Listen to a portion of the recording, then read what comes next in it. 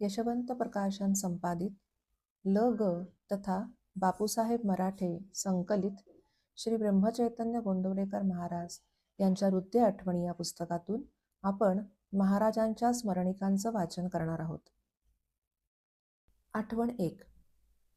सदहेतूखाली देखील आपले विषयप्रेम दडलेले असते.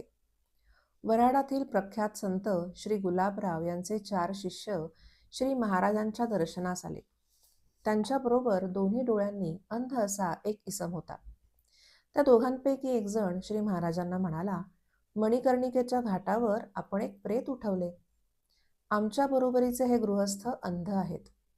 त्यांना दृष्टी आल्यास फक्त ज्ञानेश्वरी वाचायची त्यांची इच्छा आहे.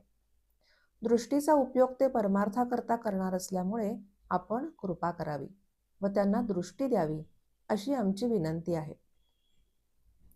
हे ऐकून श्री महाराज म्हणाले, मणिकर्णिकेच्या घाटावर मी प्रेत उठवले ही तुमची समजूत तितकी बरोबर नाही.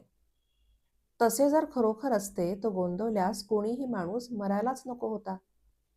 जगरहाटीप्रमाणे तिथेही माणसे मरतात, तेव्हा मेलेल्यास जिवंत करण्याची शक्ती माझ्यात खास नाही. जो मृतदेह जिवंत झाला त्याचा त्यावेळी तसा योग होता. शिवाय कपिलाषष्ठीचाही योग होता. रामरायाचे मनात त्यास जीवनदान द्यायचे होते, म्हणून त्याने मला निमित्त मात्र पुढे केले व ते प्रेत उठून बसले. त्याचे कर्तेपण माझ्याकडे अजिबात नाही. आता तुमचे म्हणणे असे की या अंधगृहस्थास मी दृष्टी द्यावी. समजा मी त्याला दृष्टी दिली तर तो ज्ञानेश्वरी खेरीज जगातील इतर वस्तूंकडे पाहणारच नाही याची हमी तुम्ही घेता का? अशी हमी तुम्हाला घेता येणार नाही.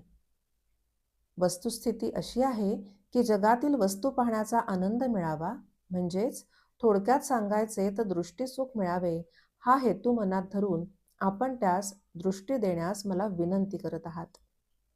वकिली उत्तर देऊन मी तुम्हाला गप्प करतो असे समजू नये. आपले गुरु तर जन्मांध होते. ज्ञानेश्वरीवर नुसता हात ठेवून ते ती वाचत असत. तुमच्या या अंधगृहस्थांनी त्यांची उपासना करून तळमळ वाढवावी व ती जर वाढली तर त्यांच्याप्रमाणेच ज्ञानेश्वरीवर नुसता हात ठेवून त्यांना ती वाचता येईल. ही गोष्ट नक्की होईल याची जिम्मेदारी मी घेतो. ही काही कविकल्पना मी सांगतो असे तुम्हाला म्हणता येणार नाही. आमच्या गुरूंना ज्ञानेश्वरी अशीच वाचता येत असल्याने ही गोष्ट अशक्य कोटीतील म्हणता येणार नाही. हरिओम. जयाचा जनी जन्म नामार्थ झाला, जयाने सदा वास नामात केला, जयाच्या मुखी सर्वदा नाम कीर्ती, नमस्कार त्या ब्रह्म चैतन्य मूर्ती.